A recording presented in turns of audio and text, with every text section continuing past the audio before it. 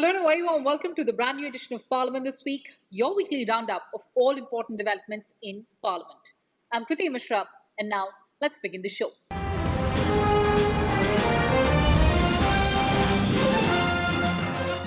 So first, let's talk about the meeting between Chairman M. Venkaiah Naidu and Lok Sabha Speaker Om Birla. So Rajya Sabha Chairman M. Venkaiah Naidu and Lok Sabha Speaker Om Birla held a detailed discussion on holding the ensuing monsoon session of Parliament in the context of coronavirus-induced norm of social distancing. They have taken note of reports that say that this battle is going to be a long-haul one against coronavirus or the COVID-19 disease. So in this context, Chairman Naidu had convened a meeting at his official residence, which was also attended by the Secretaries General of both Houses of Parliament. Take a look at this report. Option considered for holding the monsoon session included holding the Lok Sabha meetings in the Central Hall, with the Rajya Sabha shifting to the chamber of Lok Sabha, and the sittings of both houses to be held on alternate days. Both presiding officers have underscored the need to adopt technology to enable Parliament sessions as a long-term options to tide over situations when regular meetings are not possible. They also noted that since there is no requirement of maintaining confidentiality of the proceedings of both the houses, which are open to general public besides being telecast live, virtual Parliament is an option to be explored. Both Secretaries General briefed the presiding officers regarding issues connected with the proposed virtual meetings of various committees of Parliament. These include providing a safe technological platform, complying with the rules of confidentiality of deliberations in such meetings, and the difficulties in ensuring the same in case of virtual meetings, infrastructure upgrade to be undertaken to enable virtual meetings, and the time likely to be taken in this regard. This is Kriti Mishra's report for Rajya Sabha TV. And moving on now, Anand Sharma, Chairman of Department-related Standing Committee of Rajya Sabha on Home Affairs, has deferred the meeting of committee convened on June 3rd. Expression of inability by some members to attend the meeting of the committee due to travel constraints on account of quarantine in different states is the reason for deferring the scheduled meeting. Anand Sharma had sought approval of the Rajya Sabha chairman to allow the members of the committee to participate through video conference. However, both Chairman Naidu and LS Speaker Om Birla discussed the issue of virtual meetings of the committees and opined that they are not empowered to suspend the rules regarding confidentiality of committee meetings, and accordingly decided to refer this matter to Rules Committee for both Houses of Parliament. And moving on now, elections for 18 Rajya Sabha seats will be held on June 19th.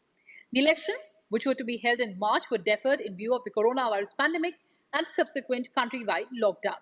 Now, as the lockdown is being progressively eased, the Commission has announced a date for the election. The list includes 4 seats, each from Andhra Pradesh and Gujarat, 3 each from Madhya Pradesh and Rajasthan, 2 from Jharkhand, and 1 each from northeastern states of Meghalaya and Manipur. The voting will begin at 9 a.m. on June 19th.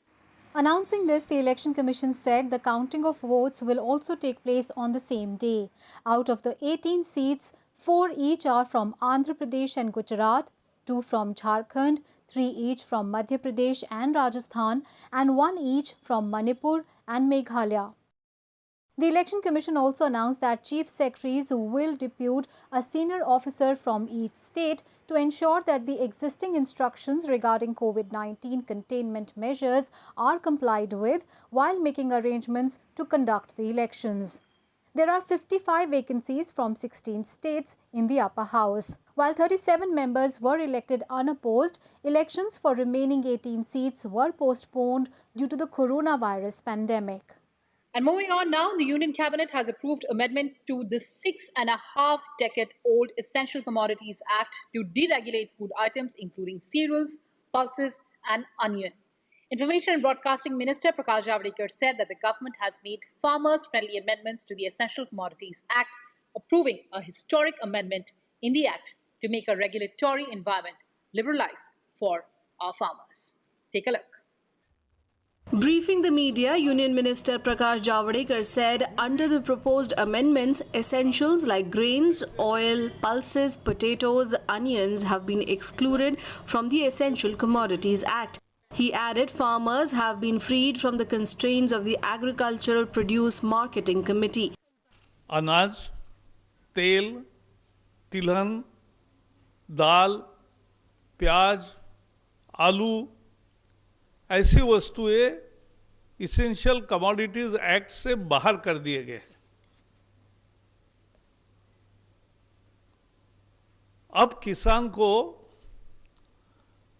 तय plan के अनुसार वो निर्यात कर सकता है, भंडारण कर सकता है,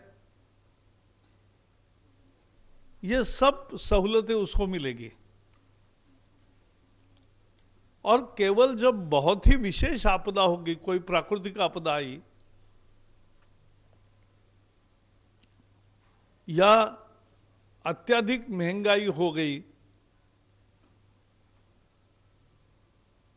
या कोई युद्ध हो गया, इस तरह का कोई कारण है बड़ा, तो ही ये बंधन फिर लग सकते, नहीं तो लगाने की जरूरत नहीं है। Addressing the media, Agriculture Minister Narendra Singh Tomar said around 9.5 lakh farmers have benefited from PM Modi's scheme, which is historic. He added the government stands by its aim to double farmers' income by 2022, adding India got independence in 1947, but farmers got it today.